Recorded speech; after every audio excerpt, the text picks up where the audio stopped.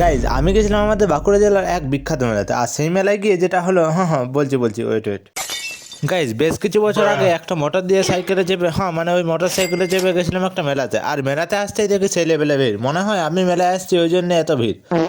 এমনটাই ভাবতে celebrity feel নিয়ে আনসেলিব্রিটির মতো ঢুকে পড়লাম মেলাতে। আর মেলায় ঢুকেই যে এত ফ্যান ফলোয়ার দেখবো এটা আমি আশা করিনি। কিন্তু পরে জানতে পারি এখানে প্রসাদ নেওয়ার জন্য এত ভিড়, আমার জন্য নয়। কি দুঃখ। আর ওই দুঃখ নিয়ে চলে এসেছিলাম এই গেমটা খেলার জন্য। আর এই গেমটা তো হেরে যাওয়ার পর মালিকটি বললো যে তোকে গেম খেলতে হবে না, তুই গরু ছাগল কিনে চড়াবি, যা ওইটাই তোর জন্য বেস্ট। যাই হোক, ওই অপমানটা সহ্য করতে না পারে আমি আরো মেলায় ঘুরতে চলে আসছিলাম। আর এখন আমি সেলিব্রিটি ফিল নিয়ে একটু হালকা করে ঘোরাফেরা করছিলাম, আর তখনই দেখো কি হলো।